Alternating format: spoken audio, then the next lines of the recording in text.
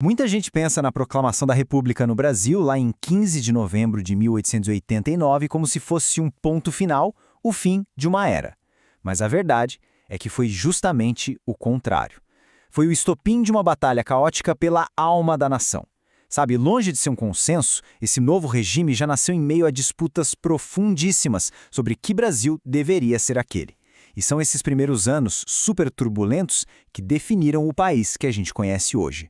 E essa frase do Euclides da Cunha, nossa, ela captura o espírito da época com perfeição.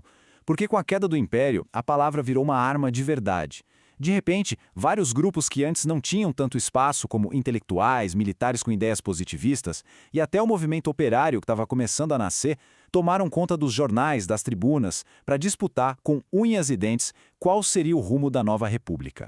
Bom, então o nosso roteiro hoje vai nos guiar por essa jornada. Vamos começar entendendo por que a proclamação foi um projeto de elite. Depois, a gente mergulha na turbulência militar, vê como uma nova identidade nacional foi criada e, finalmente, acompanha o surgimento de novas vozes e ideologias que vieram para desafiar tudo isso. Primeiro ponto, que é fundamental. A República não nasceu de um levante do povo. Foi um projeto de cúpula, uma aliança, digamos, de conveniência entre duas forças principais. De um lado, o exército, que se sentia muito desprestigiado pela monarquia, especialmente depois da Guerra do Paraguai, e do outro lado, os poderosos cafeicultores de São Paulo, que estavam furiosos com a abolição da escravatura de 1888, que eles viam como uma traição, já que não receberam nenhuma indenização pela perda dos seus escravizados. Então, o ponto crucial é esse. A mudança aconteceu lá no topo do poder. A base da pirâmide social brasileira, essa continuou a mesma. E o que isso significa na prática? Que desde o primeiro dia, o novo regime já era contestado. Tinha monarquista querendo a volta do imperador, tinha republicano com visões totalmente diferentes entre si, e logo surgiram novos grupos se perguntando: tá, mas e a nossa república, cadê? Os primeiros anos foram de uma instabilidade tão gigantesca que eles ficaram conhecidos como República da Espada. O poder não estava na mão de civis, mas sim de dois marechais do exército, Deodoro da Fonseca e Floriano Peixoto. E esse período foi marcado não pela paz, mas por uma crise atrás da outra. Agora, o que é realmente impressionante aqui é a velocidade dos acontecimentos. Pensem bem, em apenas 5 anos, a gente vê um presidente renunciar sob pressão, uma constituição novinha já sendo desafiada e duas enormes revoltas armadas explodindo. A Revolta da Armada, com o seu epicentro no Rio de Janeiro, e a sangrenta Revolução Federalista, lá no Rio Grande do Sul. O país estava literalmente pegando fogo. E os dois marechais tinham estilos políticos opostos. O Deodoro era mais autoritário, impulsivo. Ele tentou governar por decreto e bateu de frente com o Congresso, o que acabou levando à sua queda em menos de 2 anos. Já o Floriano, o famoso Marechal de Ferro, era muito mais astuto. Ele percebeu que precisava de apoio no Congresso para centralizar o poder e reprimir seus opositores com violência. Isso mostra que a habilidade política era tão importante quanto a força militar naquele momento. E aqui a coisa fica ainda mais tensa. A própria legalidade do governo de Floriano foi posta em xeque. A Constituição, que tinha acabado de ser promulgada, tinha uma regra muito clara para caso o presidente não completasse metade do mandato. A grande questão era, essa regra se aplicava a ele? E aqui está o centro da crise. O texto da Constituição era explícito. Como Deodoro não tinha cumprido nem 2 anos de mandato, a lei exigia novas eleições. Mas o Floriano Peixoto, apoiado por uma parte do Congresso, simplesmente ignorou o artigo e ficou no poder. Foi um ato que consolidou essa imagem dele de marechal de ferro, mas que também inaugurou uma tradição perigosa, né? A de que a lei podia ser, digamos, flexibilizada para servir a interesses políticos. Bom, com o poder consolidado na marra, o regime precisava de algo a mais: legitimidade. E a solução foi criar, praticamente do zero, uma nova identidade nacional.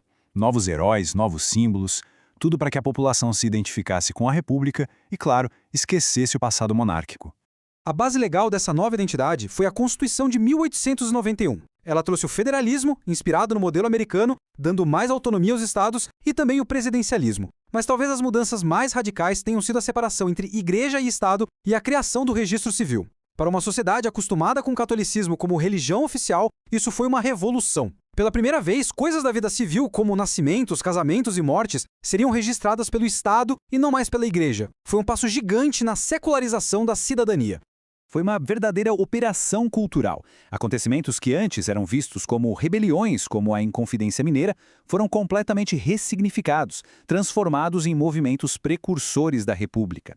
Tiradentes, por exemplo, virou o grande mártir nacional. O objetivo era muito claro: construir uma narrativa onde a República parecesse ser o destino inevitável e glorioso do Brasil. Mas enquanto a elite construía essa sua república oficial, por assim dizer, novas forças sociais e intelectuais começavam a borbulhar por baixo, questionando esse projeto e, claro, propondo alternativas. E é muito importante notar que esse debate não ficou só no eixo Rio-São Paulo, não. Em cidades como Curitiba, lá no Paraná, uma nova geração de intelectuais, conhecidos como os moços, usava os jornais para discutir o futuro do país. Muitos deles eram super influenciados pelo positivismo, aquela filosofia que defendia um governo central forte e técnico, baseado na ordem e progresso, um lema que, não por acaso, foi parar na nossa bandeira. E aqui surge um marco. O jornal A Voz do Povo foi um dos primeiros a articular uma identidade de classe de forma clara. Para eles, povo não era uma ideia abstrata. Povo eram os trabalhadores. A mensagem era bem direta. A República prometeu igualdade e agora é hora de cobrar essa promessa. Pois bem, dentro desse movimento operário que estava surgindo, duas grandes correntes ideológicas entraram em rota de colisão, disputando a estratégia e o coração da classe trabalhadora: os socialistas de um lado e os anarquistas do outro. E para a gente entender a força dessas novas ideias, é preciso olhar para a imigração. Cerca de 70 mil imigrantes. Essa tabela resume bem a diferença fundamental entre eles. Os socialistas, de modo geral, acreditavam em usar as ferramentas do Estado, como partidos políticos e eleições, para conseguir reformas graduais. Já os anarquistas, eles viam o Estado como próprio inimigo, algo a ser destruído. Para eles, a política institucional era uma farsa, e a única luta que valia era a luta econômica, por meio da ação direta e da greve geral. Essa citação, dita no primeiro Congresso Operário Brasileiro, lá em 1906, é fortíssima. Ela mostra a rejeição total, absoluta, dos anarquistas ao sistema político. Na visão deles, negociar com o poder era se render. A única saída era a revolução social, para derrubar os patrões e o Estado de uma vez só. Apesar de terem tido muita força no começo, especialmente durante a Primeira Guerra Mundial, a influência anarquista começou a diminuir. Por quê? Bom, o Estado reagiu com leis de expulsão de estrangeiros, a polícia reprimiu os movimentos com muita violência e, por fim, a criação do Partido Comunista, em 1922, ofereceu uma alternativa mais organizada, mais centralizada, que acabou atraindo muitos militantes. Então, no fim das contas, qual foi o resultado de toda essa agitação? Embora muitas dessas batalhas não tenham sido vencidas no curto prazo, elas plantaram as sementes para as grandes transformações políticas e sociais que o Brasil viveria ao longo do século XX. Então, vamos resumir. A Primeira República foi, acima de tudo, um período de imensas contradições. Nasceu de um golpe de elite, mas, paradoxalmente, abriu espaço para que novas vozes surgissem. Foi um regime autoritário, mas que viu nascer um movimento operário super organizado. E foi nesse caldeirão de disputas que, mesmo divididos, socialistas e anarquistas começaram a lutar por direitos que se tornariam centrais décadas depois, já na era Vargas. E a gente termina com essa reflexão. As tensões entre um projeto de elite e as demandas populares, a luta por uma cidadania de verdade para todos e o debate sobre qual é o papel do Estado na sociedade, nada disso acabou em 1910. Essas questões ecoam até hoje, mostrando como o nascimento tão conturbado da nossa República continua moldando o nosso presente. Como é que o Brasil se tornou uma república? A gente costuma ouvir aquela história de uma transição pacífica, quase um acordo de cavalheiros, mas olha, a realidade foi bem diferente. Nessa análise, vamos mergulhar fundo em 3 revoltas super violentas que aconteceram no Rio de Janeiro e que mostram como o nascimento da República Brasileira foi, na verdade, um caos absoluto e cheio de disputas. Para a gente entender essa história, vamos por partes. Primeiro, vamos sentir o clima, sabe? Entender o cenário todo instável do nascimento da República. Depois, a gente vai ver a briga de gente grande, uma luta de poder dentro do próprio Estado com a revolta da Armada. Daí, a gente desce para os becos e ruas com a revolta da vacina e, por fim, vamos encarar de frente o legado da escravidão na revolta da Chibata. Cada um desses momentos vai mostrar uma faceta diferente dessa briga para definir que Brasil deveria ser esse. Então, imagina a cena. 1889, a monarquia brasileira cai. Nasce a promessa de uma república. Legal, né? Só que tinha um problema. Ninguém fazia a menor ideia do que isso significava na prática. E essa citação aqui, olha, ela é fundamental. Ela mostra que o problema já começava em casa. Os próprios fundadores da República, os militares, não se entendiam. Não existia um projeto único, um plano combinado. Era cada um com uma ideia diferente do que essa tal de república deveria ser. Então, a gente precisa tirar da cabeça a ideia de uma transição suave. O que aconteceu foi uma disputa imediata pelo futuro do país.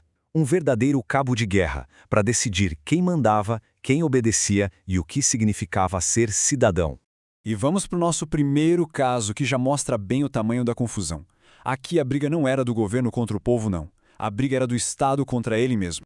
Olha só que loucura essa linha do tempo. Em 1891, o presidente simplesmente fecha o Congresso. A Marinha se revolta e o presidente renuncia. Passam só 2 anos e o que acontece? O novo presidente se recusa a fazer eleições e a Marinha se revolta de novo. Quer dizer, a República mal tinha engatinhado e o fogo no parquinho já estava comendo solto.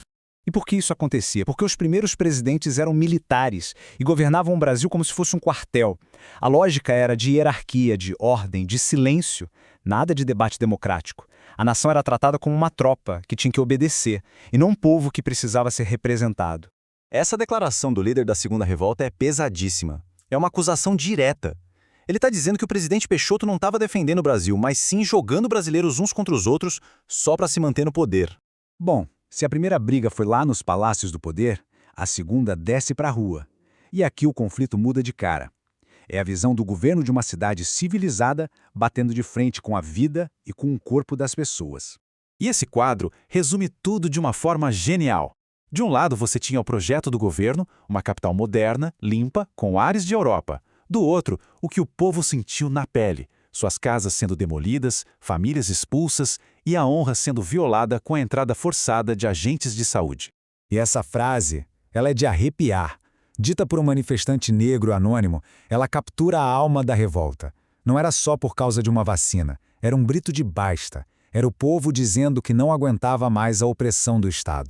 E por isso é super importante entender, a revolta da vacina foi um levante muito complexo, era, um caldeirão de insatisfação, tinha a raiva das demolições, o autoritarismo da vacinação obrigatória que invadia as casas, a violação da honra da família e, claro, tinha a oposição política botando lenha na fogueira. Não era um medo irracional da ciência, era uma reação a um Estado que passava por cima de tudo e de todos.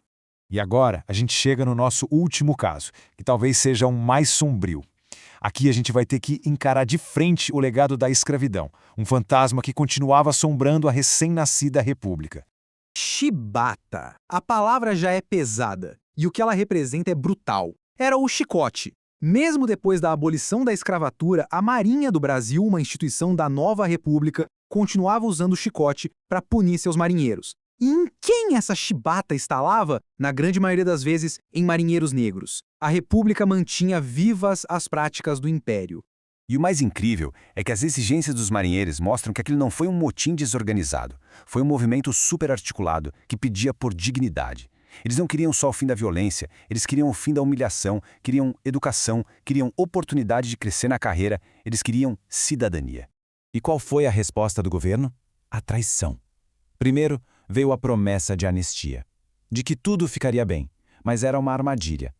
Assim que os marinheiros entregaram as armas, o governo rasgou o acordo, prendeu, torturou e matou muitos dos revoltosos. A brutalidade da repressão fica clara nesse número aqui. 16 marinheiros que se renderam sob a promessa de anistia morreram, asfixiados, numa única cela de prisão. É um fim terrível para uma luta que era, acima de tudo, por dignidade.